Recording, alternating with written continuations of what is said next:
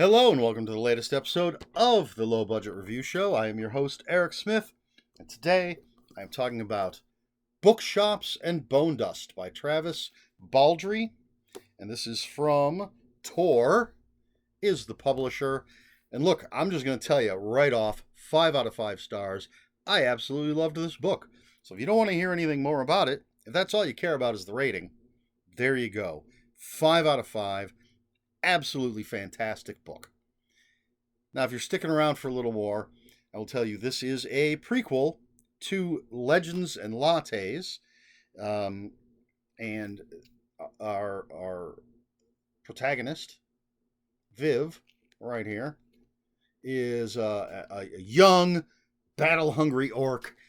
She's a mercenary, and early in her career, and right off the bat, first few pages, she's wounded in battle, and so she is left behind by her mercenary troop in the town of Merk.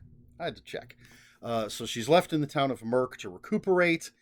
The Rackham's Razors are continuing with their mission. When they're finished, they're going to come back and pick her up, see if she's ready to rejoin them. And so while she's recovering, she's going to wander around town. She's going to meet people, and she's going to end up at a bookstore that's not doing very well. She's going to befriend the proprietor, a ratling. Is that what they're called? I'm trying to remember. And well, it's Bookshops Bonedust. So you can imagine she's going to get involved in the bookshop. That's basically what's going on. So this is a cozy fantasy. There's not a lot of action, although I will say there is more action in this one than there was in Legends and Lattes. I will also say you do not have to have read Legends and Lattes or be familiar with it at all to read and enjoy this book. Completely separate stories. I mean, aside from the main character, there are tiny, tiny tie-ins that will mean nothing and will have no effect on you if you haven't read the previous book. So there's that. I'm trying not to compare them, but I think those are the two main things that are important. Is that, well, the one important thing is you can read this without any knowledge of the previous book, and I just thought I would point out there is slightly more action. If you're one of the few people, I don't know, who thought Legends and Lattes could use more action, this has a little bit more action. Travis, why did I call him Kevin? Travis Baldree's strength, I believe, is his characters and the interaction between his characters. That's what makes this book work so well. I care about the characters, and that's what you need when you have something like a cozy fantasy where there's not a lot of action going on. It's all about the interactions of the characters, how they're going to build or not build their relationships. I love the rattling character. It bothers me that I'm not sure that that's what they're called. So I'm taking a quick look.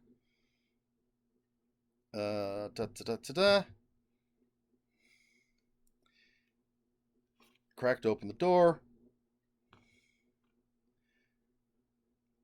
No.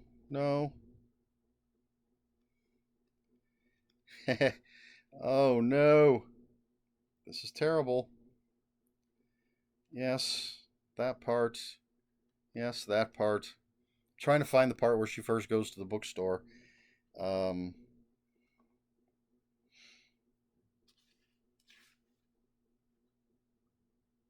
Okay. Ratkin. There it is. I kept saying rattling. Ratkin. So, my apologies for all of that. But, that's the kind of thing that I do in my videos. And now I'm going to take a drink because I'm a little parched. Just a sip. So, in Legends and Lattes, one of my favorite characters was the Ratkin character, who was a very quiet, almost never spoke, when he did. I think he would just whisper into people's ears. And the Ratkin character in here, Fern, the proprietor of the bookstore, the complete opposite. Very loud, very profane. She swears a lot. So I like that these two Ratkin characters in these two different books have very distinct personalities, which I think is a very positive thing in fantasy in general. There has been some controversy with the Drizzt, particularly. I was just reading about some of the Drizzt Dungeons and Dragons books that the and I suppose Dungeons and Dragons in general, that the races, and people have said maybe don't use that term, but the races in Dungeons and Dragons um, all have the same if you're of this race, you have these characteristics. People think it's indicative of sort of racist stereotypical thinking, but it's the kind of thing you see in a lot of fiction. Star Trek is one of the big ones where, Klingons, they're a warrior race. You almost never see a Klingon that isn't in this box. And in Star Wars, we see the Hutts are a criminal race. And so that's something that's been problematic for people. So it was nice to see that Travis Baldree is not showing that, all Ratkins are these shy, little, quiet characters. We have two very distinct personalities amongst the Ratkins. But anyway, so I love that character. And there's another character who Viv meets, who I really enjoy. I'm afraid I don't remember her name. She's another mercenary. She wants Viv to introduce her to Rackham and Rackham's razors when they come back into town. And at first, Viv is just trying to blow her off, but they become friends. There's some romance, but there's also this. Rackham's razors were looking for a necromancer. That was the mission they were on when Viv was injured. And so this necromancer threat is still out there. And through this, there's another character I don't want to give away, but there's another character we're introduced to that I really, really enjoyed. And again, this is Travis Baldree's strength, is that I think he writes these really enjoyable, likable, for the most part. There are bad characters. But for the most part, he's writing these likable characters.